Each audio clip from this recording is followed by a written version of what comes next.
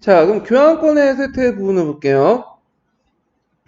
자, 교환권의 쇠퇴를 보면 이 통일국가 선장하면서 보편적 권력으로 남았던 교환권의 기반이 상실됐고 세속 왕권이 도전이 일어났죠. 그 십자군 전쟁 위에서 이제 교황의 권위가 실추됐고요. 자, 그래서 이제 로마 교회의 반대 운동이 일어나요. 대표적인 사람이 오컴이라든지 위클리프, 흡스 이런 사람들인데, 자, 그 배경을 보면 교회의 대분열이 일어났다. 그래서 그 아비뇽과 로마의 두 개의 교황이 대립을 했고, 그래서 이걸 아비뇽 뉴스라고 하죠. 보통. 그래서 이제 교황의 권위가 추락이 됐고, 그 다음에 위클리프 같은 사람이 이제 교회 개혁 운동이 나서 영국의 위클리프, 보헤미아 흡스 이런 사람들이 이제 하면서 성서 지상주의를 주장하고, 자, 그럼 위클리프를 볼게요. 위클리프는 영국의 옥스퍼드 대학 교수거든요. 이 사람이 주장 내용을 보면 교회의 부와 사치를 공격하고 죄를 범한 성직자들에 집전한 성사는 무효다. 성사는 영혼의 규제의 본질이 아니고 그리스도의 영적인 존재뿐이고 하체선을 부정하죠. 그래서 성사 자체를 성사의 구제의 어떤 것들을 부정한다. 그래서 보통 이제 그 천주교에서는 믿음 플러스 뭐예요? 선행이죠. 선행인데 선행 중에 제일 중요한 게 성사야. 근데 이 성사를 부정을 해. 그래서 이 성사를 통해 구원을 받는다는 걸 안 믿는다는 게 특징이에요. 자, 그 다음에 이제 여기 하체선을 이제 또 부정을 하는데 하체선은 예수의 정신과 몸이 폰과 빵이나 포도를 상징할 뿐이지 하체설처럼 빵이 뭐냐면 몸이 되고 포도주가 정신이 된다. 이런 식으로 피가 된다. 이런 식으로 얘기를 하지 않는다. 그냥 상징에 불과하다. 오히려 개신교하고 비슷한 주장을 하게 된 거예요. 그 다음 면죄부를 부정하고요. 그 다음에 구원은 개인의 공적보다는 신성한 예정의 영을 이미 정해져 있다는 거야. 이거 어디와 비슷한 거야? 그 전에 아우구스티누스가 주장했던 거 있죠? 신이 미리 예정될 것이다. 예정설. 그리고 기독교의 생활 방식은 성경에 구해야 된다. 그래서 성경을 바탕으로 해야 된다. 그리고 이제 성경 번역을 지어요. 왜냐면 종전에 라틴어 불교, 그 성경파의 불가타가 있잖아요? 이 불가타는 너무 의역이 많아. 그래가지고 이걸 직역할 필요가 있기 때문에 이제 번역을 지휘하고 그래서 위클리프의 영향을 받아가지고 형성된 사상이 뒤에 흡수예요. 예.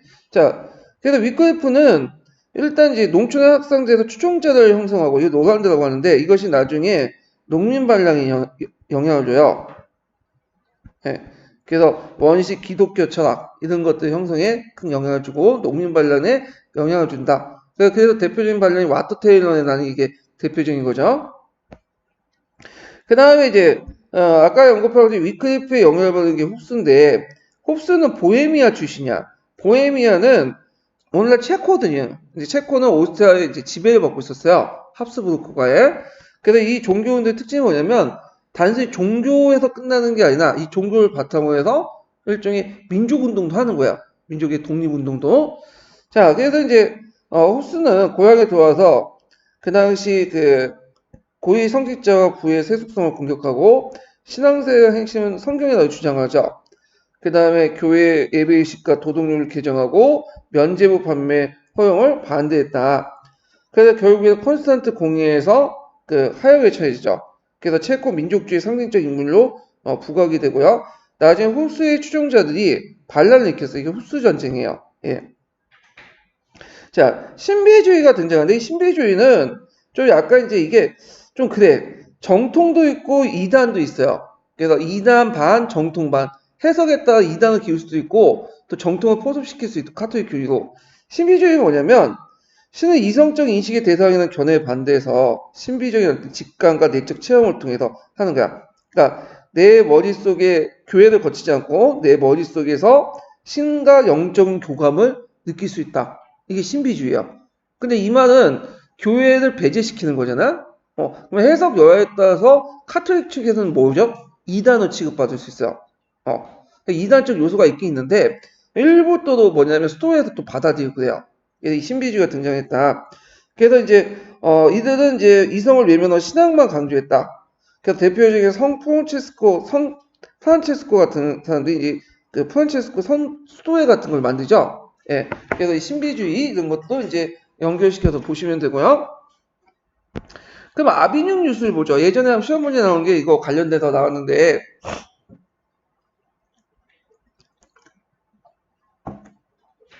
자, 아비뇽 유술의 원인은 그 당시 필립 4세가 전비마전을 위해서 국내 성직자의 가세하니까 교황 보니파키우스 8세가 반발하죠. 그래갖고 이제 필립 4세가 교황청에 금전 유출을 금지시켜. 왜냐하면 이제 그 당시 프랑스에서 얻은 11조라든지 헌금이 어디로 갔냐면 로마 교황청으로 갔어요. 그러니까 이게 반발한 거야. 지금도 그렇지만 카톨릭 같은 경우에 성금이나 11조 받잖아요.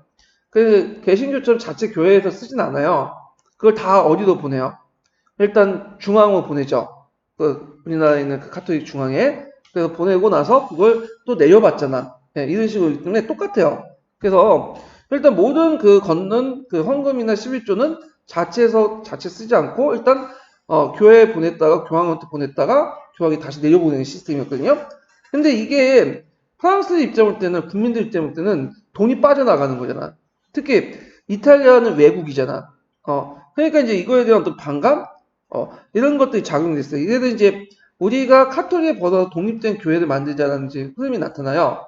이걸 갈리카니즘이라고 하거든요. 갈리카니즘. 이 갈리카니즘은 그 프랑스가 예전에 갈리아였죠. 예, 그래서 이걸 이제 갈리카니즘. 예, 우리 독자적인 카톨릭을 만들자, 교회를 만들자. 이런 것들이 갈리카니즘인데 이런 거 연결시켜서 좀 보시면 될 것 같아요. 그 다음에 3부회를 수집하죠. 그래서 아까 얘기한 것처럼 필립 4세가 최초의 3부회를 만들었다고 했죠. 그러니까 이제 교황이 우남 샤쿠타를 발표해요. 이거 좀 이름 명칭을 외워두시면 돼요. 우남 샤쿠타 이게 아마 라틴어 같은데 유일한 거룩이란 뜻이야.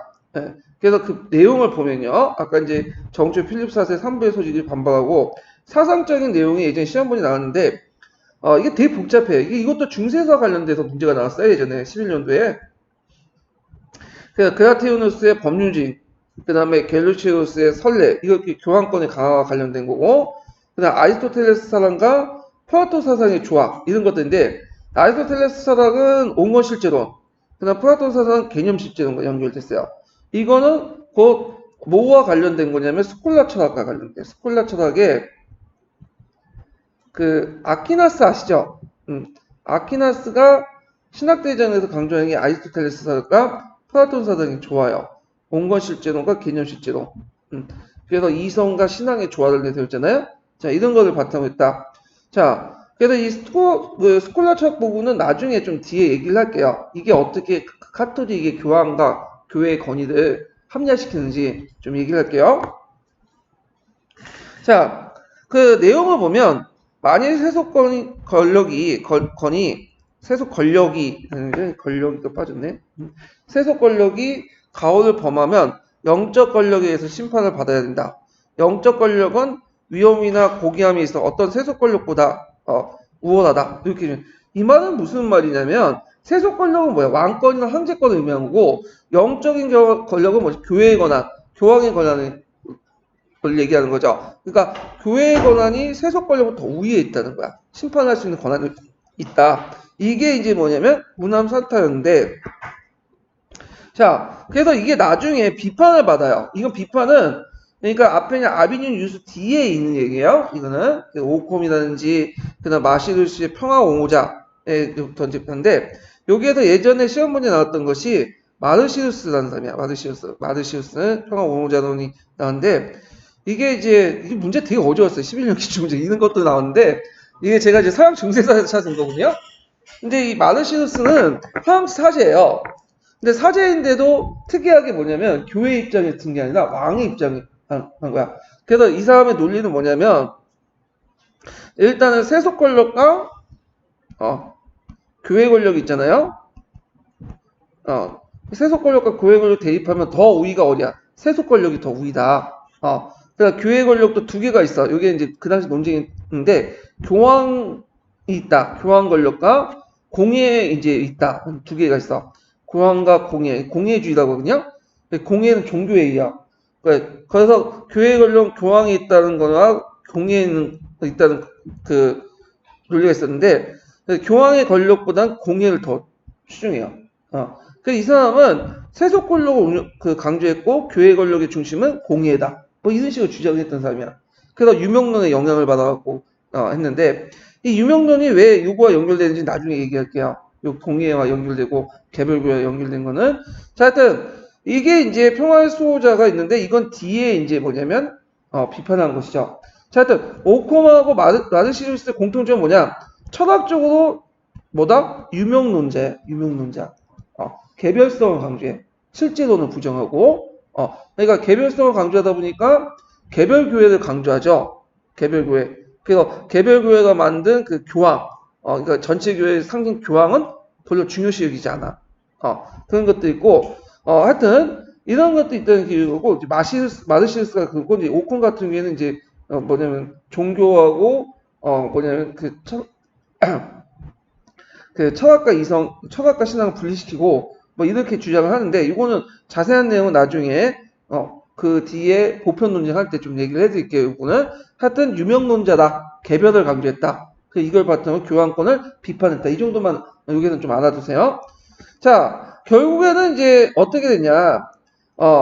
이 결과 아나니 사건의 배경이 있다. 이 아나니 사건은 뭐냐면 그날 보니파키우스가 잠깐 프랑스의 그 아나니 지역에 가 있었는데 들렀다가 노가디라는 사람이 있어. 노가디.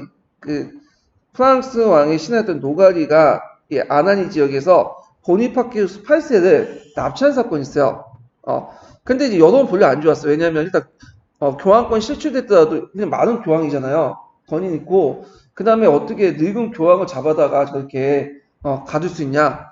결국에는 이제 필립 4세가 여론이 안 좋으니까 뭐냐면 풀어줬긴 했어요. 근데 이 아나니 사건을 계기도 해갖고 교황권이 어떻게 더 실추되죠. 예. 그래서 이 사건 이후에 이제 뭐냐면 그 추기경 회의 그 회에서 교황 앞에 있는 교황이었던 필리포스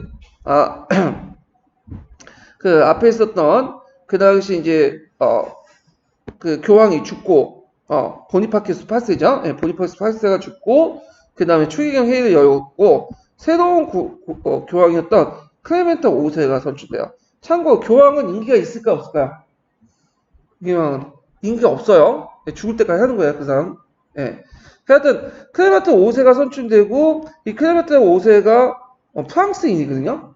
프랑스이니까 그 당시 프랑스 왕의 협력 하에 그 교황청을 어디로 옮기냐면 원래 로마에 있었잖아요. 근데 이탈리아 북부 도시인 아비뇽을 옮겨. 근데 이 아비뇽이 프랑스와 국경 도시예요. 그러니까 프랑스의 영향을 받겠죠.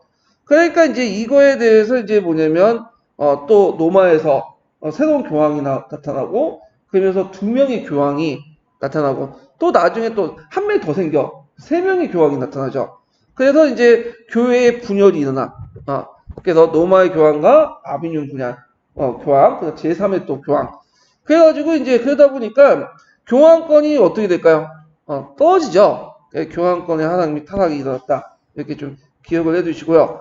그래서 이제 아비뇽에 간 사건을 이제 교회 측에서 뭐라고 얘기하냐면 아비뇽의 유수다. 이렇게 하거든요. 아비뇽 유수라고 하는데 유수라는 것은 이제 잡혀갔다는 뜻 아니에요? 이거는 어디를 이제 빗대서 얘기하냐면 예전에 바빌론 유수라는 게 있었죠. 사건. 바빌론 유수를 빗대서 아빈 유수 또는 또 별칭 바빈 유수라고 또 해요. 예. 그래서 유명한 사건이죠. 자, 그래서 이제 예전에 한번 관련된 기출 나왔으니까 나올 가능성이 좀 있어요. 이 부분은요. 자, 그 다음에 이제 이런 그 교회의 대분열을 그 뭐냐면 마무리한 게 뭐냐면 콘스탄트 공예죠. 유명한 공예죠. 그 내용을 보면 자 교회 분열 종식 또 이단 억압 이때 이단이라는 홉스 같은 사람들 이제 얘기하는 거예요. 교회 개혁 등등인데 요 내용들 결정 내용도 꼭 외워두셔야죠. 자 일단은 그 당시 교회는 뒤에 얘기했지만 공예주의가 있었어요. 그래서 교회의 중심 권력의 중심이 공예냐 아니면 교황이냐. 근데 이제 요때는 공예의 정당성 권위를 인정하죠. 그래서 공예는 결정사항은 교황은 절대 복종해줘야 된다. 그래서 이제 주장에서 이제 결정했고, 그래서 3명의 교황을 다 폐시키고 새로운 교황을 선출했죠. 그래서 교회 분열을 종식했고요. 그다음 호수를 이단으로 규정해서 하향을 시켰어. 이 세 가지 외워두세요. 예, 중요한 결정 내용이죠. 자, 그러면 여기에서 이제 공예를 볼게요. 공예는 교황이 이제 소집한 주교회의다 얘기야. 아니면 얘는 황제가 또 소집을 했어. 그 로마 황제가 동로마나 이런 데서는. 자, 이 공예도 이제 두 가지가 있어요. 보편 공예와 지역 공예인데, 보편 공예는 교황이 소집을 해가지고 전체 추기경이나 높은 사제들이 모여있는 회의야. 근데 지역 공예는 특정 지역의 주교들이 알아서 하는 회의야. 그러니까 보통 공예할 때는 보편 공예를 얘기해요. 그 다음에 중세시대 공예운동이 일어났는데, 일단 이것이 뭐냐면 인연적 배경은 이제 아타나시우스의 의견에 따라서 그 당시 공예가 결정된 것은 무오류술, 뭐냐면 절대적으로 옳다. 그래서 신 것을 보고 검은 것이라고 해도 옳다는 거야. 네, 위독심하죠. 네, 그래서 그 당시 사슴을 보고 말이라고 해도 옳은 거죠. 이거는. 그래서 이것이 나중에 교황도 또 무오류술, 교황의 주장은 무조건 옳다. 그러다 보니까 공예의 무오류술과 충돌하게 되죠. 자, 하여튼 이런 것들을 이제 하고 요 내용이 있고요. 그래서 아비뉴 유수인이 교황의 권위가 추대되니까 공예의 수익권을 주장하면서 교회 개혁운동을 전개해요. 이제 교황은 빠지고 공예를 중심으로 하자. 그래서 그 주장을 내용을 보면요. 교황은 예전에 뭐라고 얘기하냐면 예수님 통해서 또 베드로를 통해서 이런 식으로 위임받았다. 권한을. 그런데 이제 하나님으로부터 권력을 받은 게 아니라 신자로부터 위촉된 직무를 수행하기 때문에 공예가 신자단 대표죠. 공예에서 뭐냐면 교황을 뽑고 교황은 하나님의 어떤 위임을 받은 사람이 아니라 신자들의 대표 기관이었던 공예에서 위임을 받은 사람이기 때문에 절대적인 존재가 아니라는 거야. 그래서 교황은 공예의 말에 따라야 되고 공예의 결정에 따라서 교황도 폐위시킬 수 있다. 이렇게 주장을 해요. 그래서 이제 대표적인 회의가 이걸 실현시킨 회의가 뭐죠? 콘스탄트 공예죠. 이때 교황을 폐위시켰잖아. 막강한 권한이죠. 자, 그래갖고 결과를 보면 이제 이게 공예 운동이 콘스탄트 공예까지는 좀 잘 됐어. 근데 그 뒤에 교황 에우게니우스 4세가 등장하면서 공예 운동은 억제됐고요. 교황 수익권이 다시 재확립돼요. 공예 수익권보다는. 그리고 전 세계 그리스도로서 영도자로서 교황권이 다시 확인되는데 이게 페라 공예예요. 페라 공예. 그리고 나서 이제 앞에서 공예 모유설과 교황 모유설 두 개 충돌했다고 했죠. 그 결론은 뭐가 있죠? 교황 무오유설로 이제 결론이네요. 그러니까 교황이 말하는 것은 절대적으로 옳다. 오류가 절대 없다. 그 근거는 교황은 누구부터 위임을 받은 거죠? 베드로부터 위임을 받은 거고 베드로는 누구부터 위임받은 거야? 예수부터 위임받은 거죠. 그러니까 교황의 말은 꼭 예수의 말이야. 하나님의 말이고 예수 하나님이 틀릴 수 있어요? 없죠. 그래서 검은 것을 시다고 주장해도 결국엔 맞는 거야. 네. 그래서 교황의 오류술을 이제 주장을 했다. 그래서 교황 모유술을 잘 대변한 집단이 나중에 예수에 대한 집단이죠. 한번 들어봤죠? 예수에도 교황 모유술을 되게 강조해요. 네. 그래서 요것도 이제 예전에 시험 문제 나왔어요. 예문으로서 교황 모유술이. 자, 그래서 이제 이런 것들을 한번 살펴봤고요. 그러면 이제 교회와 관련된 내용을 서양사 개론에서 한번 찾아가지고 볼게요. 제가 중세사 부분은 좀 왔다 갔다 하는 이유가 뭐냐면 이게 정치 파트가 이렇게 쭉 될 게 아니라 왔다 갔다 해. 정치 있다가 교회 나왔다가 갑자기 경제 튀어나왔다, 문화 튀어나왔다 해가지고 복잡해. 그래갖고 이제 일단 제가 정리를 해놓고 여기에 관련 부분을 찾아보는 것이 좀 체계적인 것 같아서 이렇게 지금 나가고 있거든요. 자, 그러면 서양사 개론 몇 페이지 보시냐면 190페이지 볼게요. 스톤에 대해서 얘기해 볼게요. 스톤. 스톤은 중세 정신생활이나 문화에서 매우 중요한 역할을 했죠. 그래서 스톤은 중세교회가 타락하고 세속화됐을 때 정화하고 개혁의 원동력을 제시했고요. 문화의 등불을 유지했다. 왜냐 중세 초기 때는 문학적 암흑기였죠. 왜냐면 막 게르만족들 와서 약탈하고 불사르고 그랬잖아. 근데 고전 문화들 그래도 나름대로 조금 보존할 수 있었던 것은 수도원에서 밤마다 열심히 양피지에 몰렸기 때문에 필사를 했기 때문에요. 네. 그래서 그것이 지금 남아있다는 거죠. 자, 그래서 제국 초기 때 심한 박해에도 불구하고 그리스도 교세가 이제 확장되었고 4세기 때 그리스도 교세의 집단적 개종 형성이 강범에게 발생하였다. 이렇게 교세가 커지니까 교회도 큰 재산의 소유자가 됐고 이에 따라 세속화 형성이 일어났고 견고한 열성적인 신자나 성직자 중에 이러한 교회 세속화에 못마땅하게 해서 초기교회는 어떤 모습이야?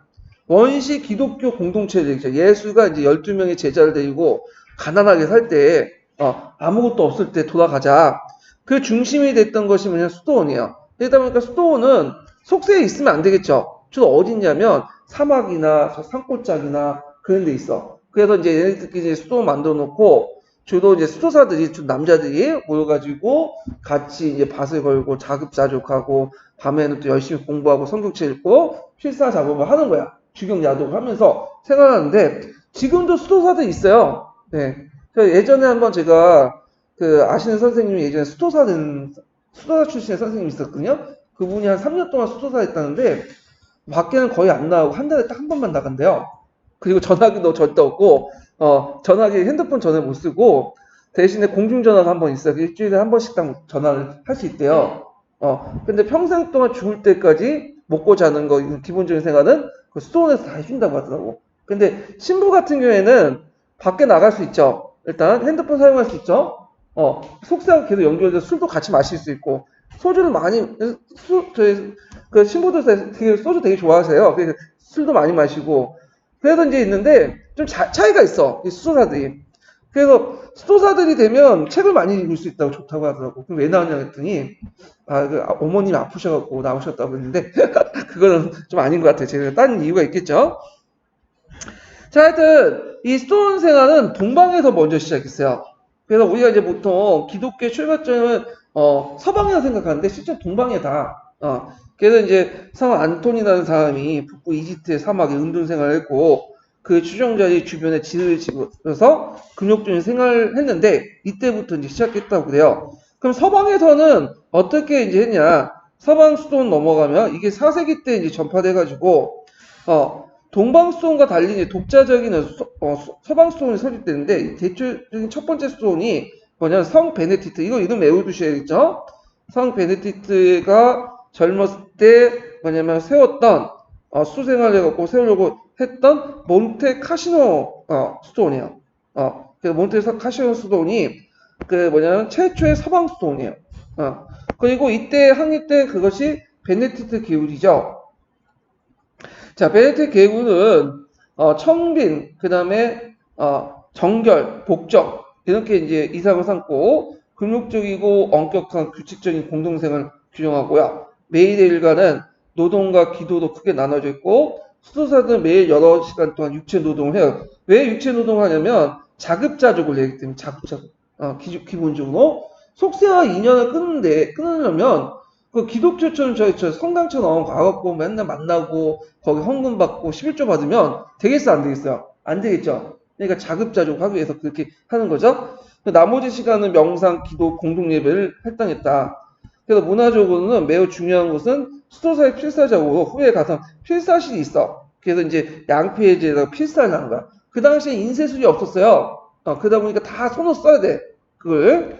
해가지고 있고 모든 수도는 공동생활 영위하는데 충분하고 남는 토지를 소유하고 자급자족하였다. 이렇게 이제 보시면 돼요. 근데 주의할 것은 처음에는 그랬는데 이 수도원도 나중에 되면 또 뭐 세속권력으로 토지 받고 하다 보니까 또 타락해져. 그러니까 또 새로운 이제 또 수도원도 등장하고 그래요. 그러니까 수도원은 항상 이제 뭐냐면 교회 세속화에 대해서 반대해서 일어나서 나름대로 이 세속화를 막는 어떤 방파제 역할을 했지만 결국에 또 무너지게 되고 그리고 또 거기에 대해서 대항해서 새로운 수도원들이 나오고 이런 이제 뭐냐면 가정을 겪게 되는 거예요. 자, 그러면 교회 개혁 운동을 이제 좀 볼게요. 9세기 그 중엽에 사르바르 제국이 붕괴되자 교회는 이제 혼란 속에 질서와 기강을 유지하려고 힘썼다.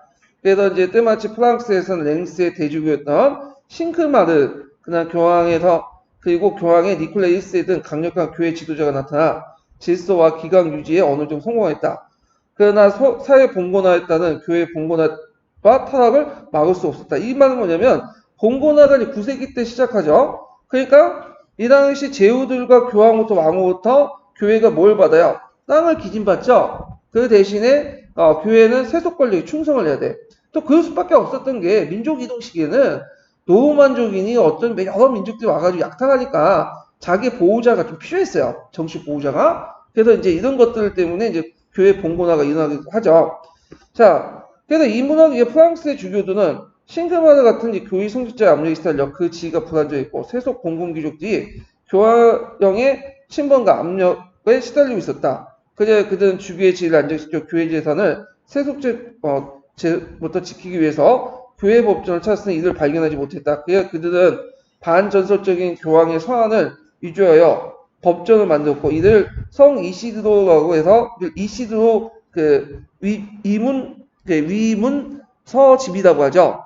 그러니까 위조로 만든 문서집이라는 뜻이야. 네.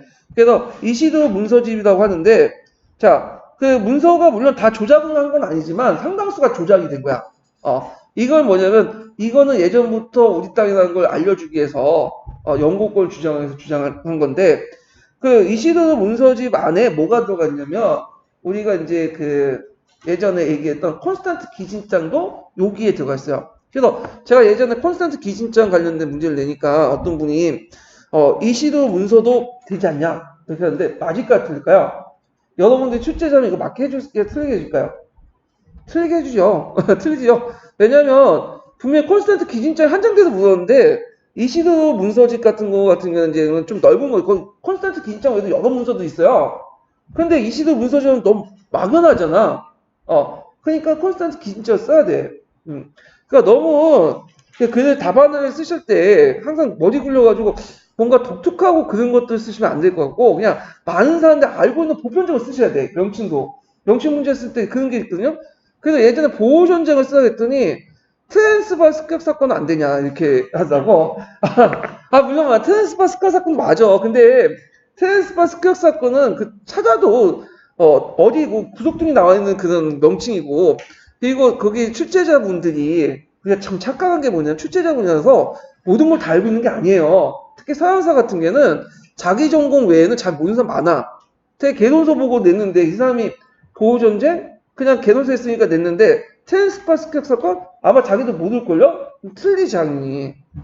그러니까 튀지 마시고 그냥 남들이 알고 있는 흔한 명칭을 가지고 쓰시는 게 좋아. 그러니까 이시도 문서집을 그냥 쓰지 마시고 콘스탄트 기진장 보면 그냥 그 쓰시면 돼요. 예. 자, 하여튼 이런 이시도 문서집을 만든 거 뭐냐면 교회가 가지고 있는 그 영토, 그 교회의 영을 그 당시 세속 권력부터 보호받기 위한 거고 또 근데 또 지키는 것도 있지만 또 세속 권력부터 기진받는 것도 되게 많아요. 예. 양면적인 게 있어요. 자, 그래서 이제 10세기 초의 교황은 노마식 귀족대 분당의 수령에 불과했고 그다음 오토 1세가 대관식으로서 독일 황제 임명권을 장악하고 황제의 세력이 이제 물려가자 다시 로마의 귀족들이 교황을 선택하는 상황이 되었다. 거기에 뿐만 아니라 유럽 전역에 걸쳐서 교회 전체가 노르만 마자들에게 침을 시달리고 봉건화의 길을 걷게 되었다. 교회와 성직자로 살아남기 위해서 세속제후의 보호를 구하게 됐고 그리하 대제후들이 동신이 되고 고위 성직자가 적지 않았으며 그들의 임명권도 세속제후의 수준이 넘어갔고 또 이 당시 세속 권력들이 교회와 수도원을 되게 많이 세웠어요. 그리고 자기 친위층들을 많이 임명했어. 그러니까 이거 비슷해. 고윤시대 때 왕실에서 사찰 많이 세웠잖아요. 귀족들이. 그래놓고 자기 이제 친족들이나 아들들을 거기에 주지로 확인하는 식의 이제 것이 그 당시도 행해졌어요. 자, 그리고 이제 중세 교회 조직의 하부 구조는 교부와 사제의 경우에 더 심했는데 장원효주는 교회를 만들어 자체적으로 사제를 임명하는데 사제를 임명할 때 주로 누가 임명하냐면 자기 친족들을 임명해 아들들을. 그리고 왜 거기에 이제 여러 가지 세금을 받을 수 있어요. 교회세 이런 거 수입들 그 다음에 뭐 11조 이런 것들 받을 수 있죠. 자, 그래서 이제 그 당시 주교나 수도원장 대부분 봉건 기준층이었고 그 밑에 있는 말단 사제들은 실제 그들의 세속정주의 고용인에 불과했다. 자, 이러한 사태는 교회를 세속화시키고 성직자 기강을 완전히 붕괴시킨 결과 성직자 혼인과 성직 매매의 성행을 단정한다. 그래서 이게 교회 부패 원인이죠. 성직자 혼인은 이제 그 카톨릭 사제들은 결혼 안 하는 거 아시죠? 교회 목사는 결혼하는데 그 카톨릭 사제는 결혼해 못해.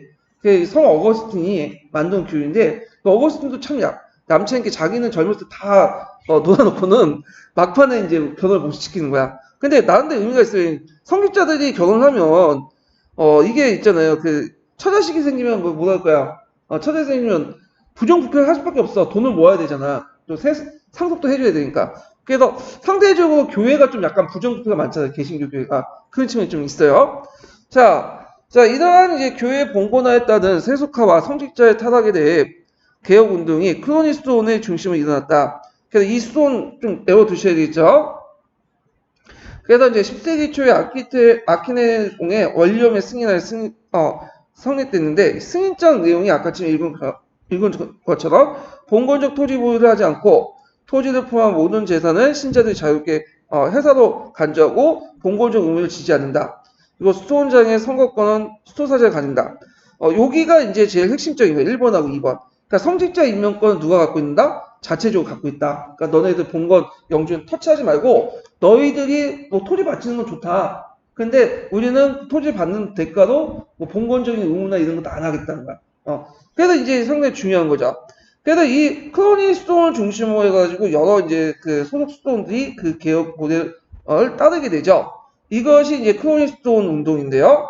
자, 그리고 이제 영국에서도 이와 비슷한 운동이 나는데 이건 좀 알려지지 않았지만 로테아리겐 고르츠 데스톤 또한 크로니 다음의 개혁운동의 중심이었다.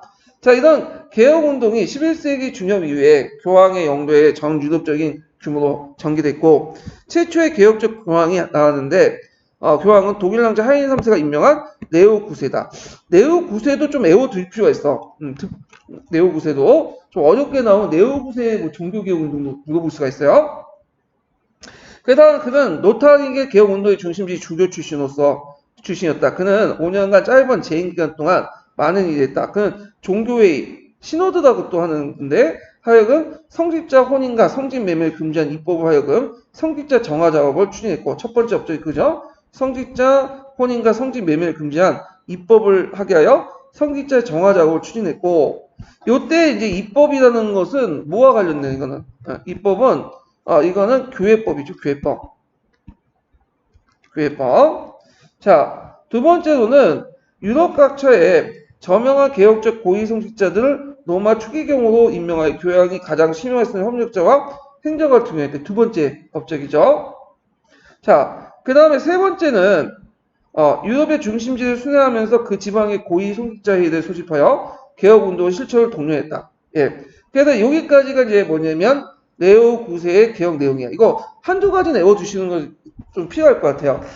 문제 어렵게 나오면 나테르 공의처럼 나올 수가 있어.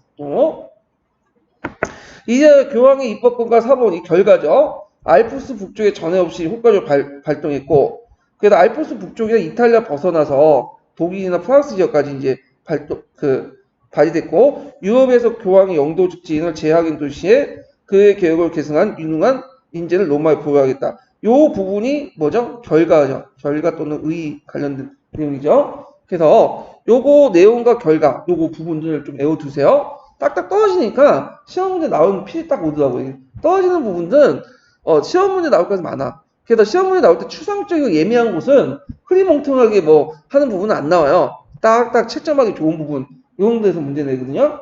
자, 그러면 이제 서인권 문제 보죠. 9세기에서 뭐 10세기 때까지 초반기 때는 이게 교회가 세속 권력에 의존할 수밖에 없었잖아요. 그러다 보니까 이제 일종의 그들에게 국왕을 자발적으로 그들은 이제 뭐냐면 신권을 부여받았다 식으로 해갖고 그리고 당연히 국왕이 성직자 임명권을 갖고 있다 이런 식으로 얘기를 해. 그게 대표적인 이론이 아까 짐에 무슨 이론이에요? 이거죠. 신권 신정설이죠. 네. 신권 신정설. 그 내용은 왕권 신정설이죠. 왕권 신수설하고 비슷해.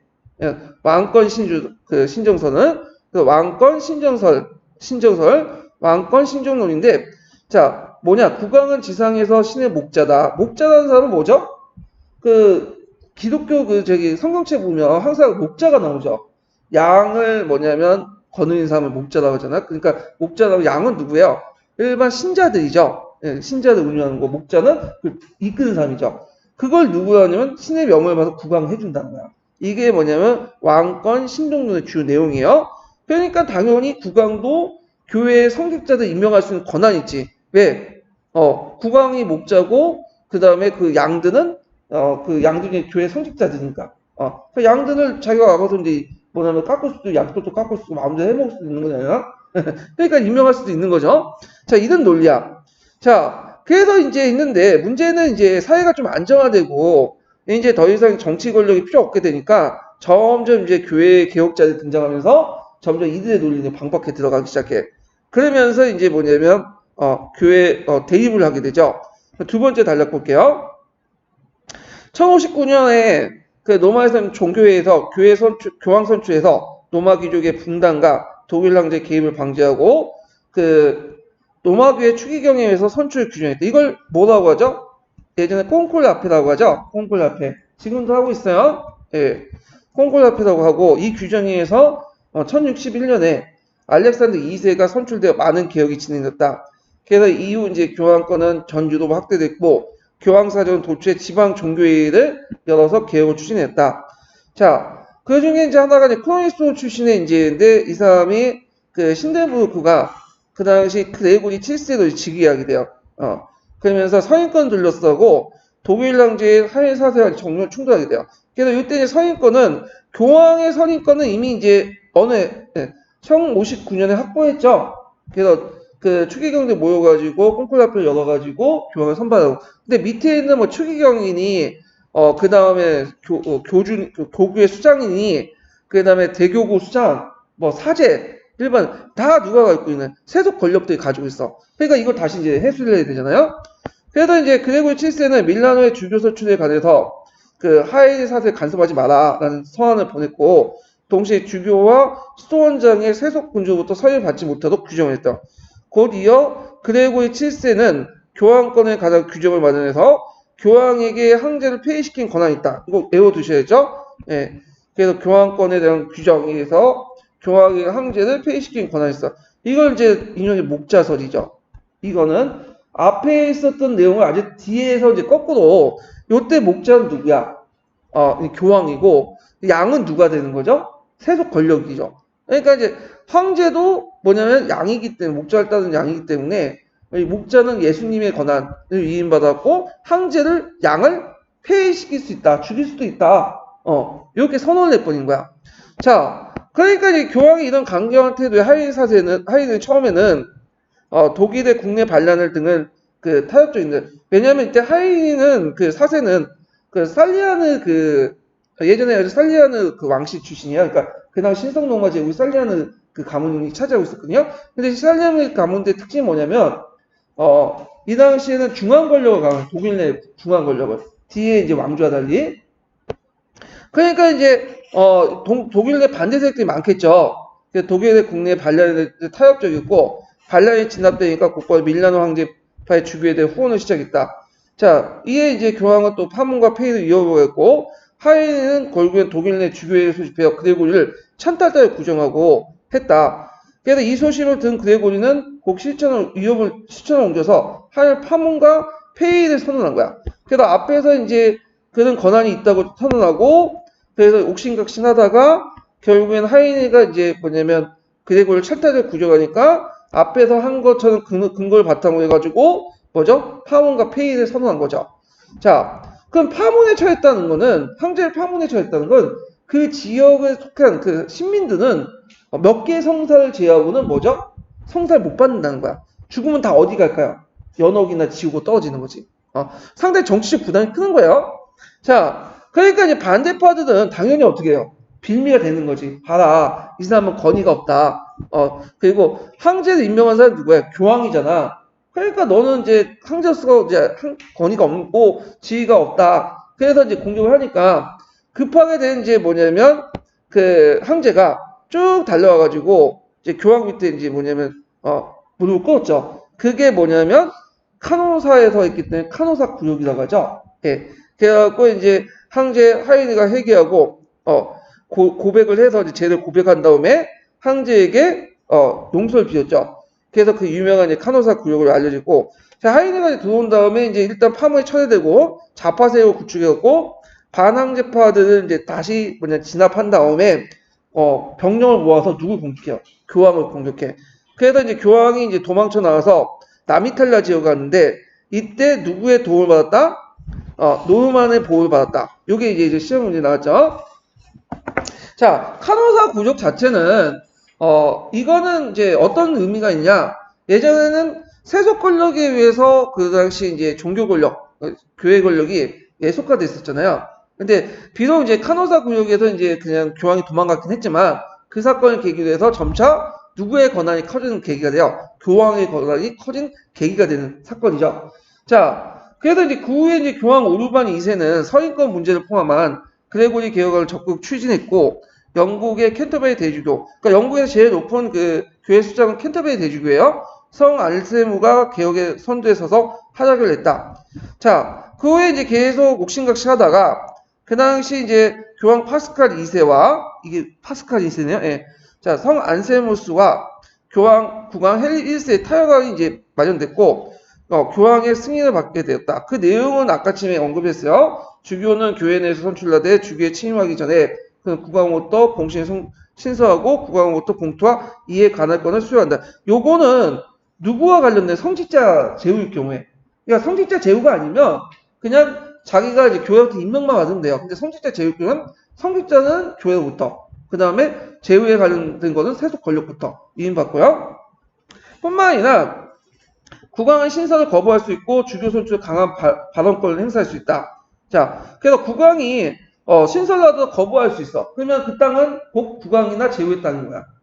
또 반대로 거기 이제 성직자 제후가 나 이 땅 안 갖겠다. 신설 못 하겠다. 거부해버리면 어떻게 해? 그 땅은 다시 국왕으로 회귀하는 거야. 세속 권력부터 다시 이제 회귀되는 거죠.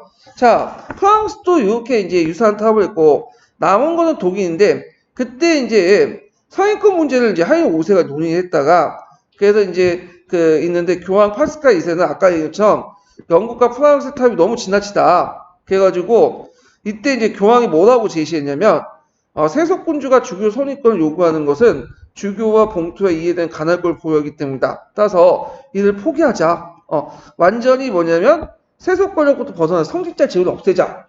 근데 이게 현실적으로 말이 안 되는 거지. 왜냐면 그다음 교회 줄 수입이 어디예요? 봉투에서 나온 거기 때문에 당연히 뭐냐면 반대가 많을 수밖에 없었어요. 그래서 좀 어렵게는 파스칼 2세가 개혁안을 제시한 아느스쇼 요게 시험문에 나올 수 있어. 그러니까 외워두세요. 세속군주가 주교 선임권을 요구하는 것은 주교와 봉투에 관한 간할권을 보유하겠다. 따라서 이거를 포기하고 세속군주의 연구에 근거가 없었죠. 그리하여 교황은 주교의 봉투를 포기하고 오직 영적 세계의 간장을 제안했다. 요게 주요 핵심이죠. 그 이유가 여기 부분에 있죠. 근데 이 안은 확실히 문제를 핵심이 찌르지만 근데 너무 이상적이기 때문에 많은 반대가 있었고 결국 안 됐어요. 그래서 이제 우여곡절 끝에 이제 교황 칼리스투스와 하이리 5세 간에 그 유명한 보험수 협약을 이제 내걸었죠. 예. 그 자세한 내용은 제가 얘기했으니까 하고 비슷비슷한데 이게 단서가 하나 더 추가했어요. 뭐죠? 조항이 독일에선 국왕이 주교 선출에 직접 참석할 권리를 보유하는데 이걸 더 설명하면 참석할 권리를 보유하고 거기에서 뭐냐면 만약에 서로 후보자 간에 난립을 할 경우에는 최종적 권한은 누가 갖고 있다? 국왕이 갖고 있다. 황제가 갖고 있다. 요것만 더 추가한 거야. 예. 그래서 최종적인 결정권은 황제가 갖고 있다. 만약에 후보자가 여러 명일 경우에는. 근데 한 명이거나 한두 명이면 뭐야 그냥. 교회에서 선출한 거야 그거는. 자, 하여튼 이렇게 이제 선임권 문제 해결은 결국 타협을 통해 일단을 지었지만 주교 선출의 기준이 종전보다 훨씬 강화됐던 것만은 틀림없다. 그리고 이와 동시에 교황권이 크게 강화되었다. 이제 교회 관계 사항에 있어서 교황이 그리스도교의 세계의 최고 권력자로 널리 인정받게 된 것이다. 12세기 초만 해도 아직 전 유럽에 적용할 수 있는 통일적인 교회 법전이 없었고 지방교회 전체에 대한 정보망도 없었다. 개혁적인 교황들은 이제 교황 사절을 이용해서 주교들, 특히 대주교의 노마 방문을 권장해 그들로부터 필요한 정보를 얻어내고 있었다. 불충분한 것이었다. 12세기 이후에 교황은 중앙집권적 지배를 강화시켜서 기구와 법을 마련할 필요가 있었고 또한 그렇게 할 수 있는 지위에 서게 되었다. 이때 중앙집권적 지배라는 거는 뭐 우리가 생각하는 뭐 영토나 뭐 국가 단위 그게 아니라 교회 조직 있죠. 카톨릭 같은 경우에는 상당히 조직적이고 움직이죠. 범세계적으로. 그러니까 그 조직에서 모든 힘을 어디에 집결시키려고 한 거야? 교황에게 집결시키려고 했고, 그와 관련된 기구와 교회 법전을 이제 뭐냐면 정비하려고 했죠. 그 과정에서 뭐냐면 이제 종전에 그 게르만법들죠. 게르만법들을 이제 그 제거하고 뭘로 이제 하려고 했다? 로마법이 이제 부활되면서 이걸 운용하려고 했고, 이거는 뭐 국가 권력이 강해지면서 저 중앙 권력, 세속 권력도 마찬가지야. 로마법을 통해서 이제 재정비하려고 했어요. 예.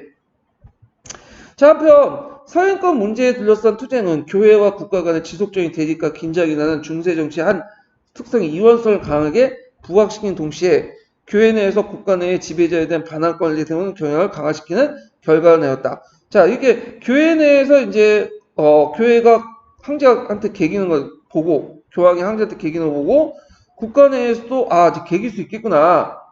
황제 권력 아니구나. 세속 권력도 왕도. 그러니까 안에서 또 뭐냐면 제후들이 또 뭐냐면 반발하고 특히 독일 같은 거 있죠. 특히 독일은 아까 얘기했지만 교황 황제가 아닌 살레는 그 왕조 같은 게 특이하게 중앙 집권화 정책을 했어. 다른 왕조와 달리. 다른 왕조 다 이탈리아 관심 있었잖아. 근데 이제 이거에 보고 얘네들 보니까 이걸 계기로 해서 우리도 개겨보겠다. 그러면서 독일에서는 연방 국가의 어떤 권한이 강화시키는 물론 그것 때문에 그런 건 아니지만 어떤 촉진제 역할을 하는 거죠. 강화에. 자, 그래서 이제 요 내용들 좀 보시고 특히 독일에서 그게 상당히 큰 영향을 발휘했다. 요 내용이 여기 있으니까 각자 읽어보시고요. 자, 그 다음에 이제 뒤에 넘어와서 어디를 또 보시냐면 여기 이제 좀 띄워가지고 이제 여기가 이제 하고 앞에서 띄어넣은 이렇게 세태 부분을 볼게요. 교환권의 세태 부분. 자, 271페이지 보세요. 271페이지.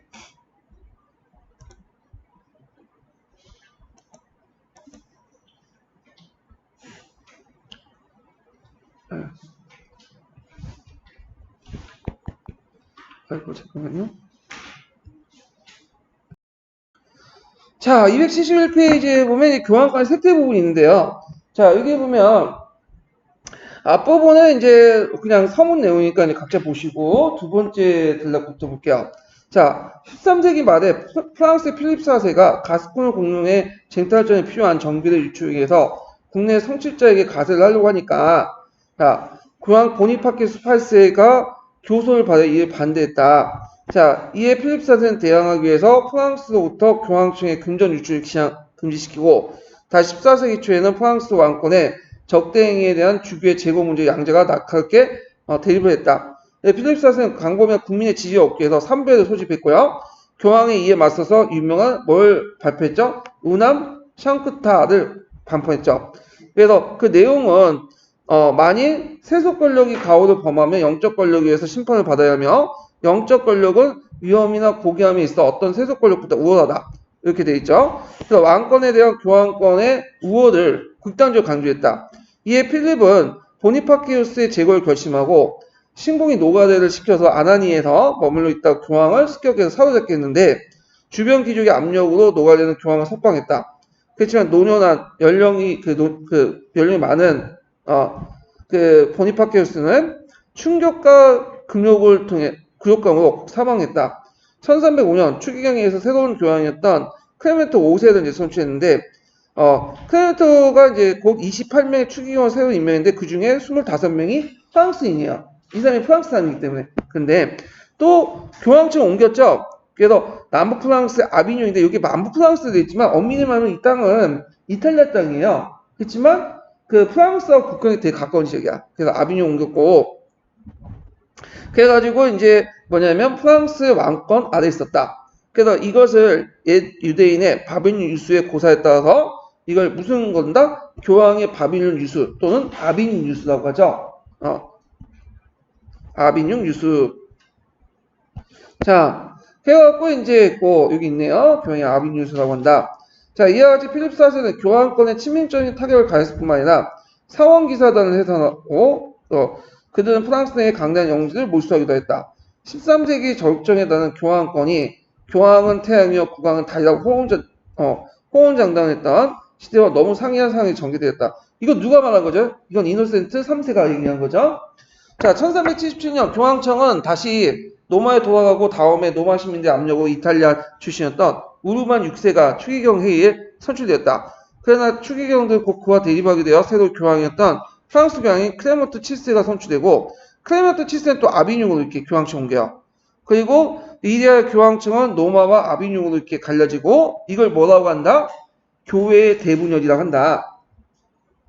그래서 이제 영국과 독일은 로마를, 프랑스와 에스파냐, 아비뇽을 각각 지지했고 이러한 세속적 세력이 지지가 교회의 분열을 오히려 조장하고 장기화시켰다. 대립하는 두 교황과 세속 군주의 결탁은 교황권의 위용을 손상시키는 물론 교회 전체를 타락시키는 결과를 가졌다. 자, 이때 이제 비슷한 시기에 이제 그 새롭게 그 뭐냐면 신앙의 변화들이 일어났는데 대표적인 사람이 이제 오컴하고 이제 위크리프 그 다음에 이제 이런 사람들이죠. 자, 오캄을 볼게요. 오캄. 자, 프란체스코 스투의 원룸 오캄은 철저히 유명론을 주체. 그래서 이 사람이 나중에 얘기하겠지만 신앙과 이성의 조화를 파괴하고 이거 누가 얘기한 거야 이건? 성 아퀴나스. 신앙과 이성의 분리를 얘기하죠. 신앙은 그러니까 그래서 종교는 신앙을 통해서 과학은 개별적인 사실은 이성을 통해서 파악된다 이렇게 주장을 해. 그래서 이걸 통해서 신학과 철학을 분리시키죠. 요건 자세한 내용인데 나중에 좀 얘기할게요. 자, 그 다음에 위크리프인데 위크리프는 이게 그는 교회와 부의 사치를 공격하고 유명해졌으며 교회 재산 세속적 권위의 배려를 유지하는 것이라고 하여 당시 교회 재산을 탐나고 있던 랭커스 공의 고트존에 비롯한 영국 귀족의 항영을 받았다. 그러나 위크리프의 사상은 그 정도에 그치지 않았다. 그래서 교회의 부정부패만 비판하는 게 아니라 교회 자체의 교리를 또 비판해요. 그 내용을 보면요. 제들 보면 성직자가 집정한 성사는 무효이며 성사 그 자체는 영혼의 구제의 본질적인 게 아니라고 주장했다. 그래서 성사를 통해서 구원을 받을 수 있다는 걸 부정한 거죠. 그리고 그리스도의 영적인 존재일 뿐 빵이나 포도주에 존재하는 게 아니며 하체설을 공격했다. 그러니까 하체설 자체가 뭐 빵과 포도주가 그리스도의 뭐 영혼과 육체, 피와 살이 된다 이런 식으로 얘기를 하잖아요. 그런 걸 다 부정을 했다는 거야. 자, 그는 또 그리스도 신자들의 생활 방식은 교회의 가르침에 의한 것이 아니라 성경에 따라서 해야 되며 성경이 이러한 모든 사람들이 읽어줘야 된다는 취지하에 성경의 번역을 지휘했다. 이러한 위클리프의 주장은 교회의 재산과 수입을 위태롭게 했고 교회의 영적 권위를 크게 손상시켰다. 그는 교황과 영국의 성직자에 의해서 비난과 배척을 받았으나 랭커스 공의 보호로 무사하였다. 그래서 위클리프 교소는 그 당시 농촌에 퍼졌고요. 그 추종자를 뭐라고 하냐면 로란드라고 해요. 로란드. 예. 그래서 이제 로란드가 나중에 그 어디에도 영향을 미치면 농민 운동, 그러니까 농민 반란에도 영향을 미쳐. 예. 그래갖고 이런 것들 원시 기독교 철학은 그 당시 농민 반란에도 영향을 준다. 이렇게 이제 기억을 해주시고요. 자, 그때 이제 영국에 찾아왔던 사람 중에 하나가 뭐냐면 호스예요. 호스는 보헤미아 왕실의 결혼을 통해서 이렇게 해갖고 이제 따라와갖고 시종을 하고 있었는데 그때 위클리프 사상을 이제 접했어요. 그래서 이제 다시 돌아와서 이제 위클리프 사상을 널리 자기식으로 해석을 해갖고 보헤미아에 이제 확산시켰는데요. 자, 그는 위클리프 사상을 전부 받아들이지 않았지만 고위성직자의 부와 세속성을 공격하고 신앙생활의 핵심은 성경이라고 주장했다. 자, 이것도 외워두셔야겠죠? 예. 그래갖고 이제 만약에 위클리프 흡세 사상을 쓰라고 하면 두 가지 쓰라면 이거 쓰시면 돼요. 자, 그리고 그는 1412년에 나폴리온 왕과 대립하고 있던 교황 존 23세가 그의 지지에게 면죄부하며 허용한 것을 반대하며 대학과 교회로부터 추방됐다. 호스는 콘스탄트 공의의 소식을 듣고 황제의 승리나에 자진 출도하여 해명할 기회를 가졌으나 오히려 이단으로 규정해서 화형에 처해졌다. 호스의 처형은 어리석은이었다. 교회의 견직성을 다시 드러내는 처사였다. 흡스는 체코의 민족주의 상징의 인물로서 보헤미아 지역이 오늘날 체코이죠. 그래서 체코의 거의 모든 사회층의 동주자를 갖고 오게 되고 그래야 이제 흡스의 추종자들 대대적인 반란을 발생하였다. 체코의 농민군도 여러 번 황제의 기사군을 격파했고 이 흡스 운동은 1434년 온건파 급진파를 제쳐놓고 보헤미아 카톨릭 기독과 타협으로써 진전되었다. 흡수운동은 영국의 롤란드와 더불어 종교개혁 선고로서 종교개혁 움직임과 반봉건적 민족주의 운동이 결합된 거다. 근데 나중에 체코 지역 같은 경우에는 나중에 개신교, 신교 운동할 때 신교를 받아들여 상당수가. 그래서 30년 전쟁 때 먼저 첫 번째 발달이 됐던 사건이 뭐야? 어느 지역이에요? 이 보헤미아 지역 때문에 발달이 되는 건데 이건 나중에 좀 얘기할게요. 이거는 자 신비주의를 볼게요. 신비주의는 그리스도의 중요한 요소였다. 그러나 그것은 제도로서 교회를 넘어서 신과 직접적 결합을 강조하는 것이다. 그래서 이게 잘못 해석하면 이단에 흐르기 쉬워. 그래서 제도적인 교회 입장에서 문제성을 지닌 사상이다.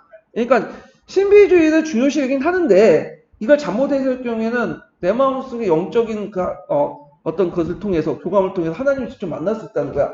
그러면 카톨릭 교회가 필요가 있어요, 없어요? 이거는 필요 없는 거죠. 자기 마음속에서 만날 수 있는데 그래서 이단적 요소가 있다라는 것 좀 기억을 해주시고요.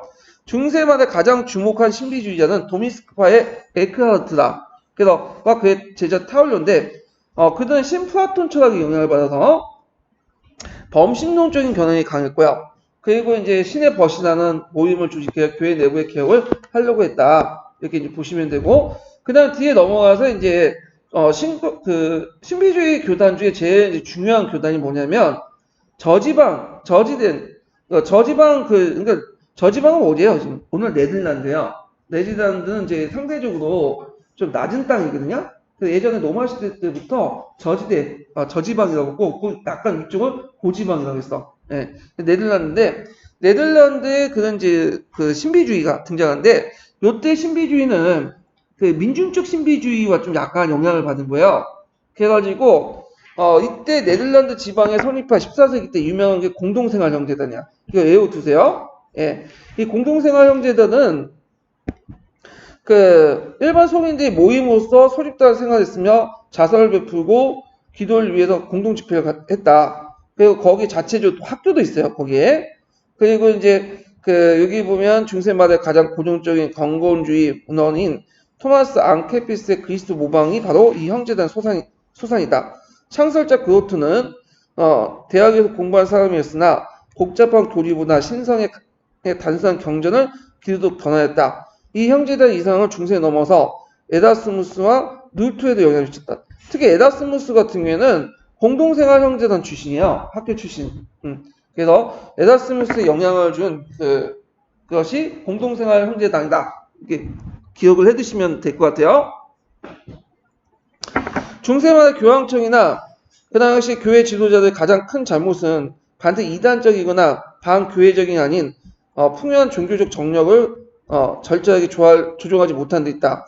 14세기 교황은 모든 새로운 종교 사상이나 종교적 감정을 위협의 눈으로 보았으며 이제 교황은 필요한 개혁을 수행한 정신력을 상실하는 뜻이 보였다. 그럼 저자의 주관적 생각이고요. 자, 콘스탄트 공예 이거 꼭 외워두셔야겠죠? 이건 상당히 중요한 거니까. 자, 교회 대분열은 누구의 눈에 있을 수 있는 불상사였다. 1393년 파리 대학이 사퇴의 수습의 길이 두 교황의 퇴위라고 선언했으나 아무도 퇴위하지 않았다.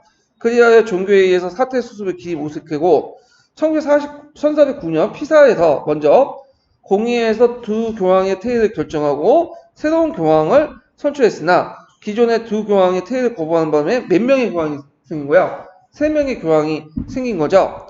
자, 사태에 더 이상 방치할 수 없어서 1414년에 콘스탄트에서 교회 분열을 중시키고 이단을 억압하여 교회 개혁을 도모하기 위해서 공회가 설치됐는데 콘스탄트 공회죠.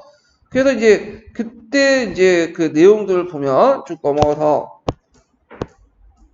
첫 번째가 뭐냐면 공회의 정당성과 권위를 규정하고 교황도 이에 복종해야 된다. 공예주의가 채택됐죠. 자, 그 다음에 이제 또 이 결정이 입각해서 새 교황을 폐위시키고 새로이 그 마르틴 5세를 교황에 선출했다. 왜냐하면 공예의 정당성을 강조하니까 공예가 교황도 선출될 수 있잖아요. 그리고 그 다음에 이를 통해서 교회의 분열을 종집을 찍었다. 세 번째로는 자, 이단 문제에서 보헤미아의 흡수들 이단으로 규정하여 타협에 처했다. 그래서 이제 요거 세 가지 외워두셔야 되고, 요거 되게 중요한 거니까. 자, 근데 교회 개혁 문제에 있어서 보수파와 급진파의 대립이 격심하여 결론을 얻지 못하고 있었다. 게다가 100년 전쟁이 재발한 관계로 각국의 보조 또한 일치하지 않아 결국 공의는 정기적 소집만 결정하고 개혁 문제는 다음 공의로 넘어갔다. 자, 그 후에 이제 파비아나 바이제 등의 공의에 열었으나 구체적 성과를 거두지 못했고, 그 다음에 이제 헤라가 공의도 외워주시겠죠. 이거 듣보잡이지만 이게 상당히 의미가 있어. 종전에 공의와 그다음 교황이 수장권을 강조했잖아. 서로 간에 교회 우두머리다. 근데 이때 계기를 통해서 뭐냐면 다시 정 그리스도교의 영도의 수장권을 누가 갖고 있다? 교황권을 이제 확인했다.